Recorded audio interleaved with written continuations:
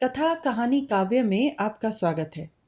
कहानियों, कविताओं और व्यंग के रूप में साहित्य हमें वक्त विशेष के देश, समाज और जीवन दर्शन से अवगत कराता है।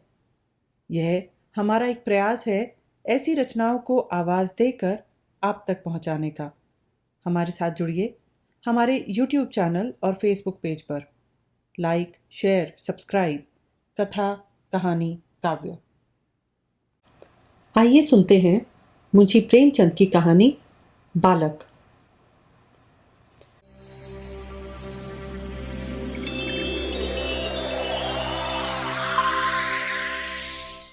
गंगू को लोग ब्राह्मण कहते हैं और वह अपने को ब्राह्मण समझता भी है। मेरे साइस और खिदमतगार मुझे दूर से सलाम करते हैं। गंगू मुझे कभी सलाम नहीं करता। वह शायद मुझसे पागलपन की आशा करता है। मेरा झूठा गिलास कभी हाथ से नहीं छूता और न मेरी हिम्मत हुई कि मैं उससे पंखा झलने को कहूँ। जब पसीने से तर होता हूँ और वहाँ कोई दूसरा आदमी नहीं होता तो गंगू आप ही आप पंखा उठा लेता है। लेकिन उसकी मुद्रा से यह भाव स्पष्ट प्रकट होता है कि मुझ पर कोई एहसान कर रहा है और मैं भी न जाने क्यों फौरन ही उसके हाथ से पंखा छीन लेता हूँ। उग्र स्वभाव का मनुष्य है, किसी की बात नहीं सह सकता। ऐसे बहुत कम आदमी होंगे जिनसे उसकी मित्रता हो, पर साइस और खिदमतगार के साथ बैठना शायद वह अपमानजनक समझता है। मैंने उसे किसी से मिलते जुलते नहीं देखा। आश्चर्य है कि उसे भंग बूटी से प्रेम नहीं, जो इस श्रेणी के मनुष्यों में एक असाधारण गुण है। मैंने उसे कभी पूजा पाठ करते या नदी में स्नान करते नहीं देखा। बिल्कुल निरक्षर है, लेकिन ब्राह्मण है और चाहता है कि दुनिया उसकी प्रतिष्ठा और सेवा करे, और क्यों ना चाहे। जब पुरुषों की पैदा की हुई संपत्ति पर आज भी लोग जमाए हुए हैं और उसी शान से मानो खुद पैदा किए हैं, तो वह क्यों इस प्रतिष्ठा और सम्मान को त्याग दे जो उसके पुरखों ने संचय किया था। यह उसकी बपौती है। मेरा स्वभाव कुछ इस तरह का है कि अपने नौकरों से बहुत कम बोलता हूँ। मैं चाहता हूँ जब तक ना बुलाऊं कोई मेरे पास ना आए। मुझे ये अच्छा नहीं लगता कि ज़रा सी बातों के लिए नौकरों को आवाज़ देता फिरूं। मुझे अपने हाथ से सुराही से पानी उंडेल लेना, अपना लैंप जला लेना, अपने जूते पहन लेना या अलमारी से कोई किताब निकाल लेना, इससे कहीं ज़्यादा सरल मालूम होता है कि हिंगन और मैकू को पुकारूं। इससे मुझे अपनी स्वेच्छा और आत्मविश्वास का बोध होता है। नौकर मेरे स्वभाव से परिचित हो गए और बिना ज़रूरत के मेरे पास बहुत कम आते थे। इसलिए एक दिन जब प्रातःकाल गंगू मेरे सामने आकर खड़ा हो गया तो मुझे बहुत बुरा लगा। ये लोग जब आते हैं तो पेशगी हिसाब में कुछ मांगने के लिए या किसी दूसरे नौकर की शिकायत करने के लिए। मुझे ये दोनों ही बातें अत्यंत अप्रिय हैं। मैं पहली तारीख को हर एक का वेतन चुका देता हूँ और बीच में जब कोई मांगता है तो क्रोध आ जाता है। कौन दो दो चार चार रुपए का हिसाब रखता फिरे। फिर जब किसी को महीने भर की पूरी मजूरी मिल गई तो उसे क्या हक है कि उसे 15 दिन में खर्च कर दे और ऋण या पेशगी की शरण ले। और शिकायतों से तो मुझे घृणा है। मैं शिकायतों को दुर्बलता का प्रमाण समझता हूँ या ठुकर सुहाती की क्षुद्र चेष्टा। मैंने माथा सिकोड़कर कहा, क्या बात है? मैंने तो तुम्हें बुलाया नहीं। गंगू के तीखे अभिमानी मुख पर आज कुछ ऐसी नम्रता, कुछ ऐसी याचना, कुछ ऐसा संकोच था कि मैं चकित हो गया। ऐसा जान पड़ता जैसे कुछ जवाब देना चाहता है मगर शब्द नहीं मिल रहे। मैंने जरा नम्र होकर कहा, आखिर क्या बात है, कहते क्यों नहीं? तुम जानते हो मेरे टहलने का समय है, मुझे देर हो रही है। गंगू ने निराशा भरे स्वर में कहा, तो आप हवा खाने जाएं, मैं फिर आ जाऊंगा। यह अवस्था और भी चिंताजनक थी। इस जल्दी में तो वह एक क्षण में अपना वृतांत कह सुनाएगा। वह जानता है कि मुझे ज़्यादा अवकाश नहीं है। दूसरे अवसर पर तो दुष्ट घंटों रोएगा। मेरे कुछ लिखने पढ़ने को तो वह शायद कुछ काम समझता हो, लेकिन विचार को जो मेरे लिए सबसे कठिन साधना है, वह मेरे विश्राम का समय समझता है। वह उसी वक्त आकर मेरे सिर पर सवार हो जाएगा। मैंने निर्दयता से उत्तर दिया, क्या कुछ पेशगी मांगने आए हो? मैं पेशगी नहीं देता। जी नहीं सरकार, मैंने तो कभी पेशगी नहीं मांगा। तो किसी की शिकायत करना चाहते हो? मुझे शिकायतों से घृणा है। जी नहीं सरकार, मैंने तो कभी किसी की शिकायत नहीं की। गंगू ने अपना दिल मजबूत किया। उनकी आकृति से स्पष्ट झलक रहा था मानो वह कोई छलांग मारने के लिए अपनी सारी शक्तियों को एकत्र कर रहा था, और लड़खड़ाती हुई आवाज में बोला, मुझे आप छुट्टी दे दें। मैं आपकी नौकरी अब ना कर सकूंगा। यह इस तरह का पहला प्रस्ताव था जो मेरे कानों में पड़ा। मेरे आत्माभिमान को चोट लगी।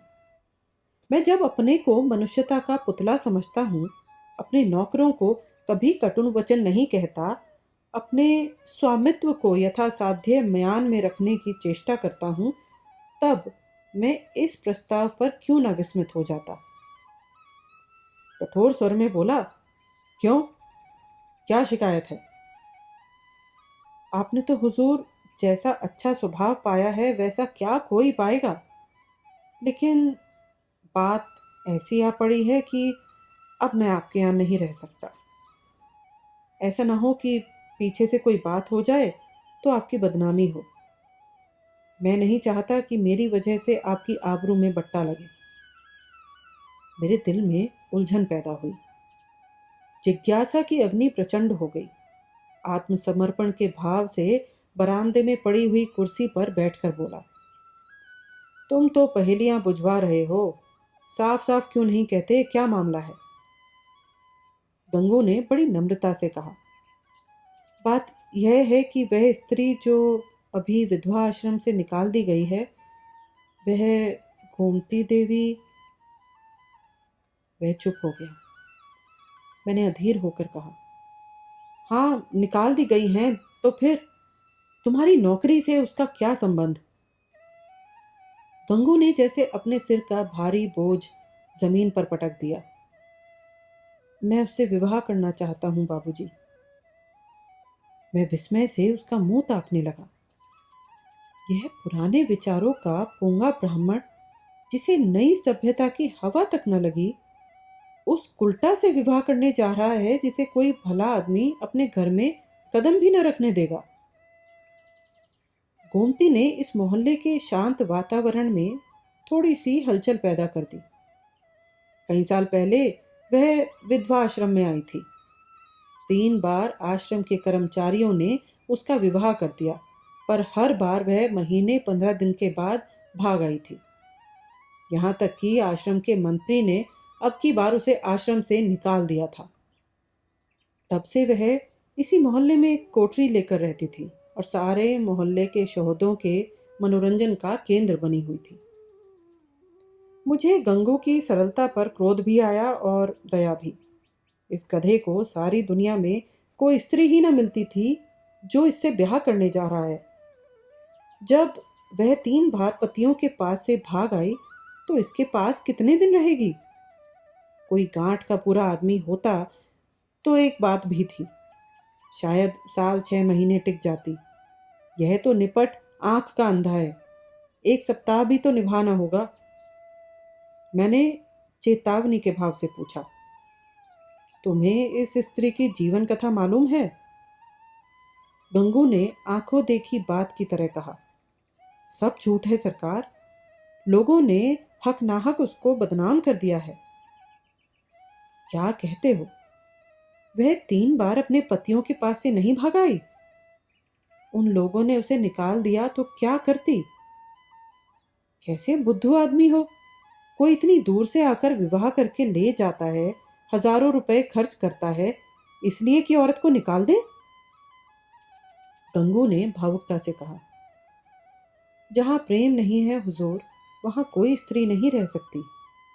स्त्री केवल रोटी कपड़ा ही नहीं चाहती, कुछ प्रेम भी चाहती है। वे लोग समझते होंगे कि हमने एक विधवा से विवाह करके उसके ऊपर कोई बड़ा एहसान किया है। चाहते होंगे कि तन मन से वह उसकी हो जाए, लेकिन दूसरे को अपना बनाने के लिए पहले आप उसका बन जाना पड़ता है हुजूर। यह बात है। फिर उसे एक बीमारी भी है, उसे कोई भूत लगा हुआ है। ये कभी बकझक करने लगती है और बेहोश हो जाती है। और तुम ऐसी स्त्री से विवाह करोगे? मैंने संदिग्ध भाव से सिर हिलाकर कहा। समझ लो जीवन कड़वा हो जाएगा। गंगू ने शहीदों के से आवेश से कहा। मैं तो समझता हूं मेरी जिंदगी बन जाएगी बाबूजी, आगे भगवान की मर्जी। मैंने जोर देकर पूछा। तो तुमने तय कर लिया है? हाँ हुजूर। तो मैं तुम्हारा इस्तीफा मंजूर करता हूँ। मैं निरर्थक रूढ़ियों और व्यर्थ के बंधनों का दास नहीं हूँ, लेकिन जो आदमी एक दुष्टा से विवाह करे उसे अपने यहाँ रखना वास्तव में जटिल समस्या थी। आए दिन टंटे बखेड़े होंगे, नई नई उलझनें पैदा होंगी। कभी पुलिस दौड़कर ले जाएगी, कभी मुकदमे खड़े होंगे। संभव है चोरी की वारदातें भी हों। इस दलदल से दूर रहना ही अच्छा। गंगू क्षुधा पीड़ित प्राणी की भांति रोटी का टुकड़ा देखकर उसकी ओर लपक रहा है। रोटी झूठी है, सूखी है, खाने योग्य नहीं है, इसकी उसे परवाह नहीं। उसको विचार बुद्धि से काम लेना कठिन था। मैंने उसे पृथक कर देने में ही अपनी कुशल समझी। 5 महीने गुजर गए। गंगू ने गोमती से विवाह कर लिया था और उसी मोहल्ले में एक खपरेल का मकान लेकर रहता था। वह अब चाट का खोंचा लगाकर गुजर बसर करता था। मुझे जब कभी बाजार में मिल जाता तो मैं उसका क्षेम कुशल पूछता। मुझे उसके जीवन से विशेष अनुराग हो गया था। यह एक सामाजिक प्रश्न की परीक्षा थी, सामाजिक ही नहीं मनोवैज्ञानिक भी। मैं देखना चाहता था इसका परिणाम क्या होता है। मैं गंगू को सदैव प्रसन्न मुख देखता। समृद्धि और निश्चिंतता के मुख पर जो एक तेज और स्वभाव में एक आत्मसम्मान पैदा हो जाता है, वह मुझे यहाँ प्रत्यक्ष दिखाई देता था। रुपए 20 आने की रोज बिक्री हो जाती थी। इसमें से लागत निकालकर 8-10 आने बच जाते थे। यही उसकी जीविका थी। किंतु इसमें किसी देवता का वरदान था, क्योंकि इस वर्ग के मनुष्यों में जो निर्लज्जता और विपन्नता पाई जाती है, इसका वहां चिन्ह तक न था। उसके मुख पर आत्मविश्वास और आनंद की झलक थी, जो चित्त की शांति से ही आ सकती हैं। एक दिन मैंने सुना कि गोमती गंगू के घर से भाग गई है। कह नहीं सकता क्यों। मुझे इस खबर से एक विचित्र आनंद हुआ।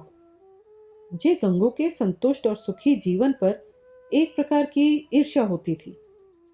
मैं उसके विषय में किसी अनिष्ट की, किसी घातक अनर्थ की, किसी लज्जास्पद घटना की प्रतीक्षा करता था। इस खबर से इस ईर्ष्या को सांत्वना मिली। आखिर वही बात हुई जिसका मुझे विश्वास था। आखिर बच्चा को अपनी अदूरदर्शिता का दंड भोगना पड़ा। अब देखें बच्चा कैसे मुंह दिखाते हैं। अब आंखें खुलेंगी और मालूम होगा कि लोग जो उन्हें इस विवाह से रोक रहे थे, उनके कैसे शुभ चिंतक थे। उस वक्त तो ऐसा मालूम होता था मानो आपको कोई दुर्लभ पदार्थ मिला जा रहा हो, मानो मुक्ति का द्वार खुल गया है। लोगों ने कितना कहा कि यह स्त्री विश्वास के योग्य नहीं है, कितनों को दगा दे चुकी है, तुम्हारे साथ भी दगा करेगी, लेकिन कानों पर जूं तक न रेंगी। अब मिले तो जरा उसके मिजाज पूछूं। कहूं, क्यों महाराज, देवी जी का यह वरदान पाकर प्रसन्न हुए या नहीं? तुम तो कहते थे वह ऐसी है और वैसी है। लोग केवल दुर्भावना के कारण दोष आरोपित करते हैं। अब बतलाओ किसकी भूल थी? उसी दिन संयोगवश गंगू से बाजार में भेंट हो गई। घबराया हुआ सा बदहवास था, बिल्कुल खोया हुआ। मुझे देखते ही उसकी आंखों में आंसू भर आए, लज्जा से नहीं, व्यथा से। मेरे पास आकर बोला, बाबूजी, गोमती ने मेरे साथ विश्वासघात किया। मैंने कुटिल आनंद से लेकिन कृत्रिम सहानुभूति दिखाकर कहा, तुमसे तो मैंने पहले ही कहा था, लेकिन तुम माने ही नहीं। अब सब्र करो, इसके सिवा और क्या उपाय है? रुपए पैसे ले गई या कुछ छोड़ गई? गंगू ने छाती पर हाथ रखा। ऐसा जान पड़ा मानो मेरे इस प्रश्न ने उसके हृदय को विदीर्ण कर दिया। अरे बाबूजी, ऐसा ना कहिए। उसने धेले की भी चीज नहीं छुई। अपना जो कुछ था वह भी छोड़ गई। न जाने मुझ में क्या बुराई देखी, मैं उसके योग्य न था, और क्या कहूँ। वह पढ़ी लिखी थी, मैं करिया अक्षर भैंस बराबर। मेरे साथ इतने दिन रही, यही बहुत है। कुछ दिन और उसके साथ रह जाता तो आदमी बन जाता। उसका आपसे कहाँ तक बखान करूं हजूर। औरों के लिए चाहे जो कुछ रही हो, मेरे लिए तो किसी देवता का आशीर्वाद थी। न जाने मुझसे क्या खता हो गई, मगर कसम ले लीजिए जो उसके मुख पर मैल तक आया हो। मेरी औकात ही क्या है बाबूजी। 10-12 आने का मजूर हूं, पर इसी में उसके हाथों में इतनी बरकत थी कि कभी कमी नहीं पड़ी। मुझे इन शब्दों से घोर निराशा हुई।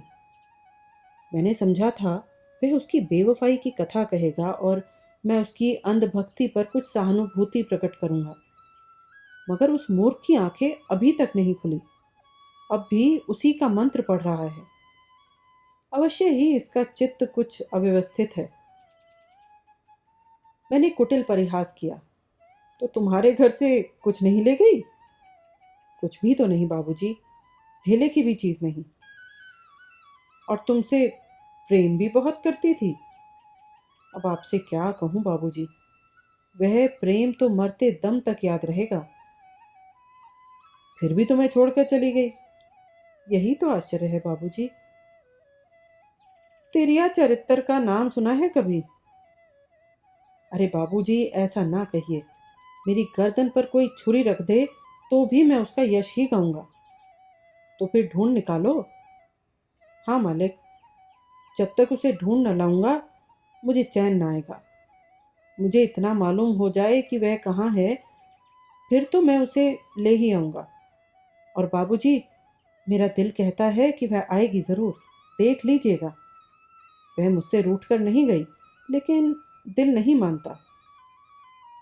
जाता हूँ, महीने 2 महीने जंगल पहाड़ की धूल छानूंगा। जीता रहा तो फिर आपके दर्शन करूंगा। यह कहकर वह उन्माद की दशा में एक तरफ चल दिया। इसके बाद मुझे एक जरूरत से नैनीताल जाना पड़ा, सैर करने के लिए नहीं। 1 महीने बाद लौटा और अभी कपड़े भी न उतारने पाया था कि देखता हूँ गंगू एक नवजात शिशु को गोद में लिए खड़ा है। शायद कृष्ण को पाकर नंद भी इतने पुलकित न हुए होंगे। मालूम होता था उसके रोम रोम से आनंद फूटा पड़ता है। चेहरे और आंखों से कृतज्ञता और श्रद्धा के राग से निकल रहे थे। कुछ वही भाव था जो किसी क्षुधा पीड़ित भिक्षुक के चेहरे पर भरपेट भोजन करने के बाद नजर आता है। मैंने पूछा, कहो महाराज, गोमती देवी का कुछ पता लगा? तुम तो बाहर गए थे। गंगू ने आपे में न समाते हुए जवाब दिया, हाँ बाबूजी, आपके आशीर्वाद से ढूंढ लाया। लखनऊ के जनाने अस्पताल में मिली। यहाँ एक सहेली से कह गई थी, अगर बहुत घबराएं तो बतला देना। मैं सुनते ही लखनऊ भागा और उसे घसीट लाया। खाते में यह बच्चा भी मिल गया। उसने बच्चे को उठाकर मेरी तरफ बढ़ाया, मानो कोई खिलाड़ी तमगा पाकर दिखा रहा हो। मैंने उपहास के भाव से पूछा, अच्छा, यह लड़का भी मिल गया? शायद इसीलिए वह यहाँ से भागी थी। है तो तुम्हारा ही लड़का। मेरा काहे को है बाबूजी, आपका है, भगवान का है। तो लखनऊ में पैदा हुआ? हाँ बाबूजी, अभी तो कुछ एक महीने का है। तुम्हारे ब्याह को कितने दिन हुए? ये 7वां महीना चल रहा है। तो शादी के 6ठे महीने पैदा हुआ? और क्या बाबूजी? फिर भी तुम्हारा लड़का है? हाँ जी। कैसी बेसिर पैर की बात कर रहे हो? मालूम नहीं वह मेरा आशय समझ रहा था या बन रहा था। उसी निष्कपट भाव से बोला, मरते मरते बची बाबूजी, नया जन्म हुआ। 3 दिन 3 रात झटपटाती रही, कुछ न पूछिए। मैंने अब जरा व्यंग भाव से कहा, लेकिन 6 महीने में लड़का होते आज ही सुना। यह चोट निशाने पर जा बैठी। मुस्कुराकर बोला, अच्छा वह बात, मुझे तो उसका ध्यान भी नहीं आया। इसी भय से तो गोमती भागी थी। मैंने कहा, गोमती अगर तुम्हारा मन मुझसे नहीं मिलता तो तुम मुझे छोड़ दो, मैं अभी चला जाऊंगा और फिर कभी तुम्हारे पास ना आऊंगा। तुमको जब कुछ काम पड़े तो मुझे लिखना, मैं भरसक तुम्हारी मदद करूंगा। मुझे तुमसे कोई मलाल नहीं है। मेरी आंखों में तुम अब भी उतनी ही भली हो, लेकिन अब भी मैं तुम्हें उतना ही चाहता हूँ। नहीं, अब मैं तुम्हें ज़्यादा चाहता हूँ। लेकिन अगर तुम्हारा मन मुझसे फिर नहीं गया है तो मेरे साथ चलो। गंगू जीते जी तुमसे बेवफाई नहीं करेगा।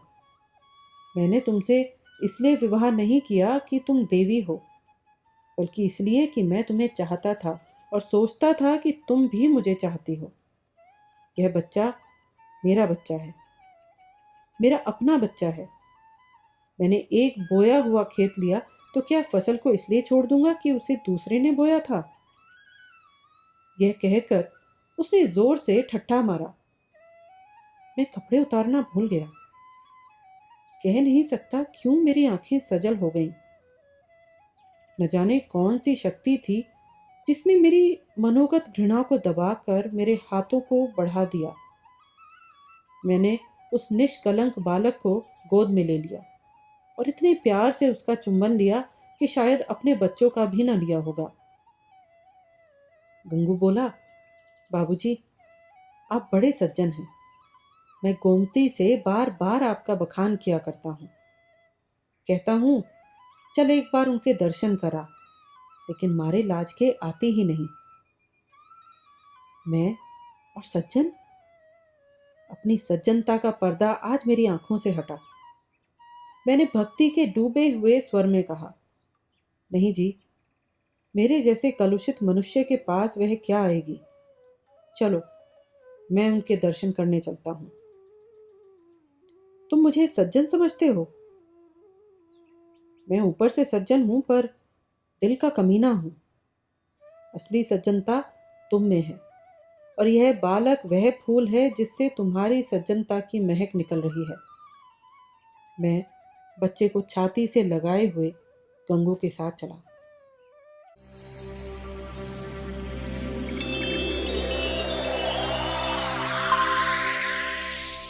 हमारे साथ बने रहने के लिए धन्यवाद। मैं हूं आपकी दोस्त मनीषा।